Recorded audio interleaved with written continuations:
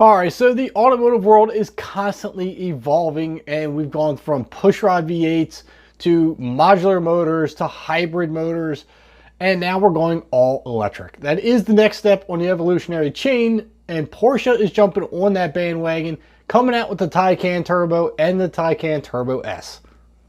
If you're new here, I'm Kevin, and if you enjoy keeping up on all the automotive news, trends, and just talking about what's going on in the automotive world, make sure you hit that subscribe button and the bell notification so you don't miss anything.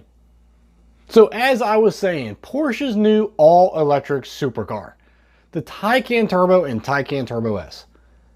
First thing I notice when I see this car is it really reminds me of a Panamera.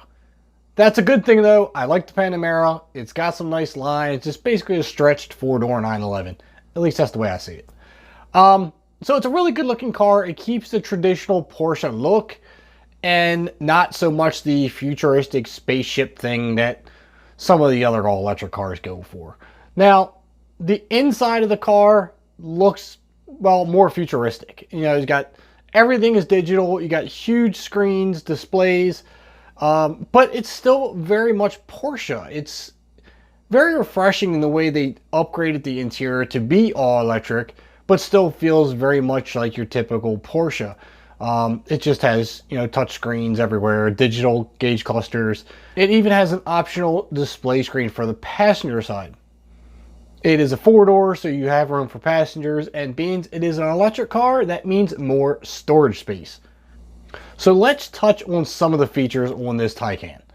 First thing I'm going to start off is the horsepower. Now, for the Turbo model, you will get 670 horsepower, and the Turbo S model will get 750. Now, what that equates to in 0 to 60 times, the Taycan Turbo will do 0 to 60 in 3.0 seconds. The Turbo S model will do it in 2.6. That is blistering fast. Now, a lot of that is down low because those electric cars have instantaneous torque. The second you hit that gas pedal, you're gone. There's no waiting for RPMs to build and, you know, boost the build and all that other stuff. It's all electric, so the torque is instantaneous. So that's why, you know, especially coupled with the all-wheel drive system, which this has, all-wheel drive, lots of power, very fast 0 to 60. This is going to be a very, very quick car. Now, the top speeds are limited on both of these cars to 161 miles an hour. As far as the electrical system is concerned, most EVs, or electrical vehicle, run on a 400-volt system. The Porsche Taycan, on the other hand, runs an 800-volt system, split off into two different motors, one in the front axle, one in the rear. Now, it has a feature where you can disconnect the rear differential motor and run strictly off the front. I'm not sure exactly how that benefits or if that converts the drivetrain. I don't know. This part I'm a little confused on, so if you know anything about this, leave your comments down below and let us all know what this exactly means. Because all the articles stated that I could read, it just said disconnect the rear axle and run a front axle power. It kind of sounds like going from all-wheel drive to front-wheel drive. I don't know. Again, I'm just speculating because there's not a lot of detail in the system. Speaking of electrical system, Porsche says if you hook up to their supercharging station, you can get up to 80% of your power back in 22.5 minutes. And it has a max output of 270 kilowatts.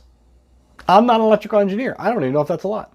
But with all these batteries and electrical systems, it does put a lot of weight into the car. So for the Turbo model, it comes in at 5,121 pounds.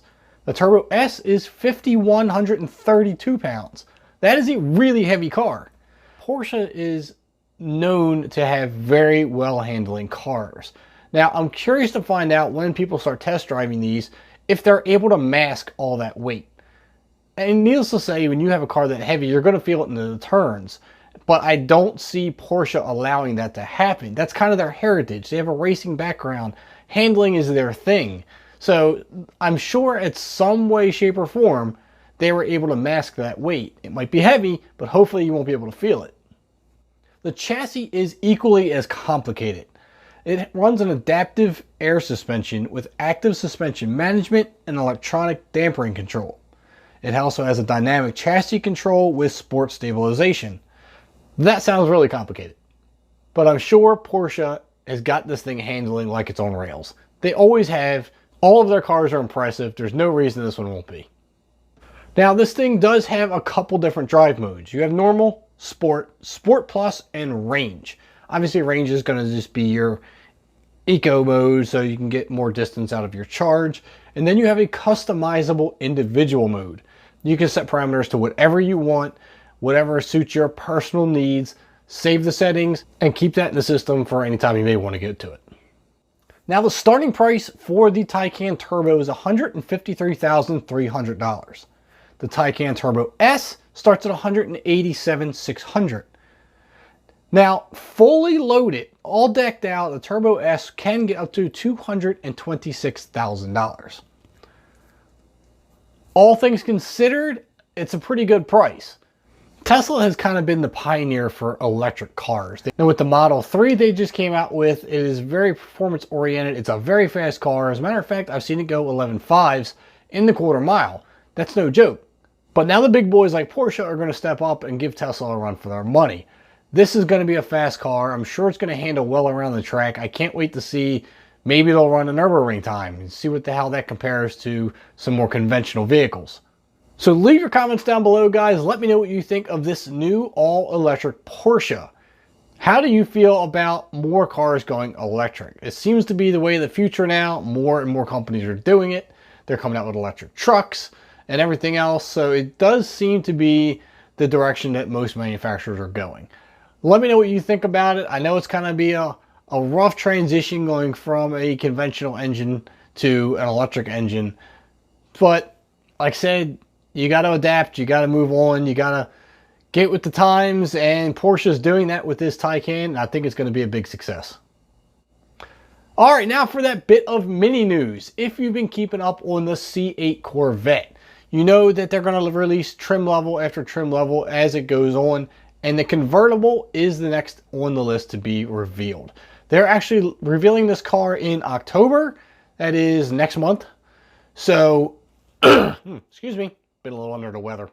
Again, yeah, the convertible will come out next month. It will be released in October, and there's a couple things that you might want to consider, or maybe not so much consider, I'm sorry, things you might want to know before buying a convertible. Obviously, convertibles are more heavy than the coupe version, so this convertible will add about 100 pounds to the weight of the Corvette.